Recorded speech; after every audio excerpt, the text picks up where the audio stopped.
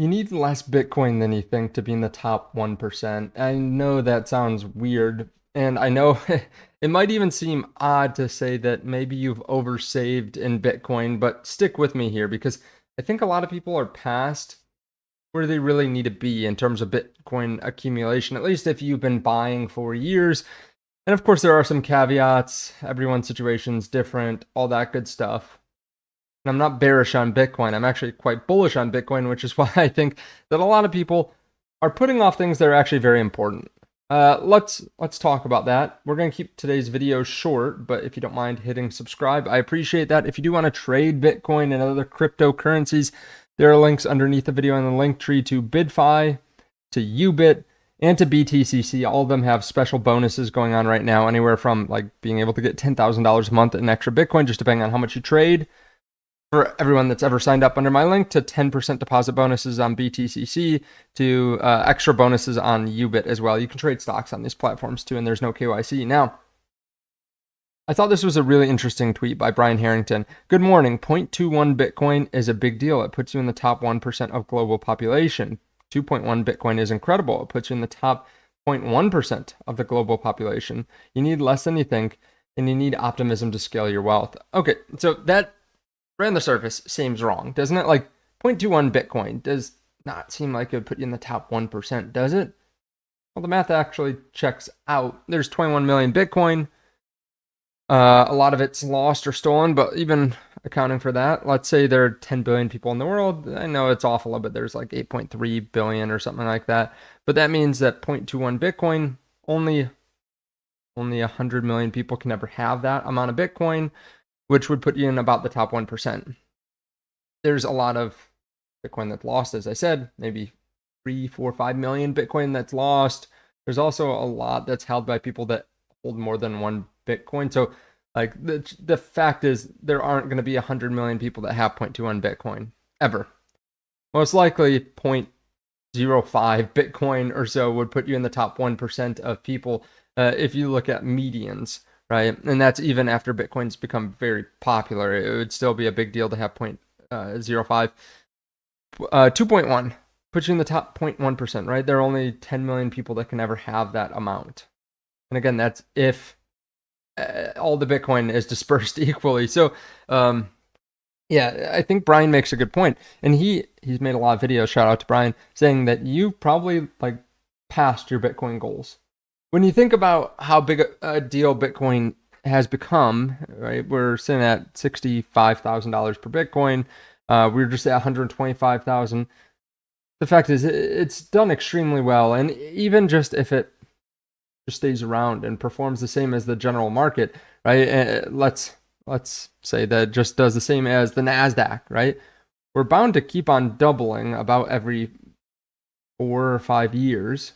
NASDAQ's performed like 13 to 15% recently, average. So let's say it doubles every 5 years. So just about every cycle it doubles, let's say.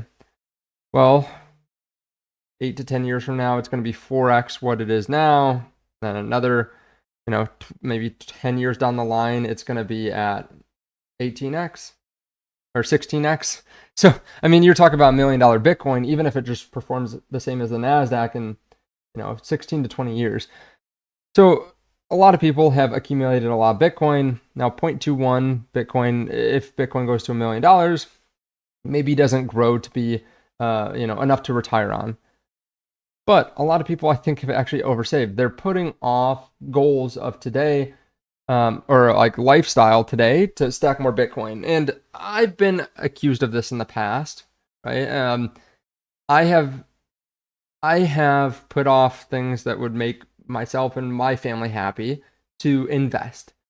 I've been trying to do that a lot less the last 3 or 4 years, basically coming out of the last bear market. I've been trying to do that less and still, trying to balance life and future better. Now, one recent thing is I bought a kid's toy. It's kind of an expensive toy. It's not really necessary. We have so many toys. But yet, it was used on Facebook Marketplace, and it was still expensive. But I bought it. My son just tried it out, loved it. Could I have bought some more Bitcoin with that money? Yeah. Well, I look back in 20 years and wish that I had bought more Bitcoin. Probably not, because Bitcoin's going to do really well. I was just talking about Bitcoin doubling every 5 years. It probably will do better than that. I know last cycle it didn't necessarily, and also you can buy at better times too. You don't have to buy at the exact top. Since it's so volatile, you can stack when it's lower, like now, and then you'll probably get better than a 2x. Just like last cycle, you could bought at 20,000, and then even now when it's come down 50%, you would be up over 3x in a short period of time, 3 years or so, 4 years. So the fact is, a lot of people have oversaved, and I think it is important to live for today. But now, that being said, it's also the bear market, so as much stacking as you can do now, it's probably a good thing for the next bull market. But I think you do need a balance. So 0.21 is a big deal. It would put you in the top 1%. I mean, think about other assets too that would put you in the top 1% of holders. How much real estate would you need to be in the top 1% of real estate owners? I bet you it's a significant amount. There are a lot of people that have millions of dollars wrapped up in their home.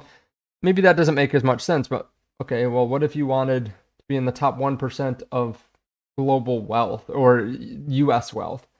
Well, you'd probably need well over $1 million compared to 0.21 Bitcoin, which is just, what, $12,000, $10,000 today? Something like that. So you can stack Bitcoin and get in the top 1%. I think it's going to continue to become more and more important as time goes on. I just saw Charles Schwab. They reported their quarterly earnings. Total clients' assets grew 22% year over year, which is really impressive because not even the S&P 500 is up 22%. So they've invested well, and also they've gone more AUM. It's up to 13.08 trillion. I remember a few years ago when we were talking about BlackRock and how big a deal it was that BlackRock was coming into Bitcoin. They were by far, I thought, the largest AUM company out there, and they were at 13 trillion. Now I'm guessing BlackRock's 15 to 20, and we have Charles Schwab at 13. We have Vanguard up there too. We have a lot of other big banks. So the fact is, like, there's a lot of money, and it just continues to grow. Bitcoin's going to continue to grow as well. We are in a tough time for the market, and we're in a tough time for Bitcoin, but I think it's important to just continue with those stacking goals. Continue to also live life. I know a lot of people that have put off, vacations or spending on their family to stack more Bitcoin. And, at the end of the day, a lot of it is arbitrary. A lot of it we can't necessarily control. So try to have a good time today. Be responsible too. Just like, if you're dieting, you don't need to either eat no dessert or have a massive sundae. Like you can have 100 calories of chocolate and still get to your goals. Just like here, you might be able to spend a little bit, spend on the things that still aren't that expensive, but could bring a lot of joy.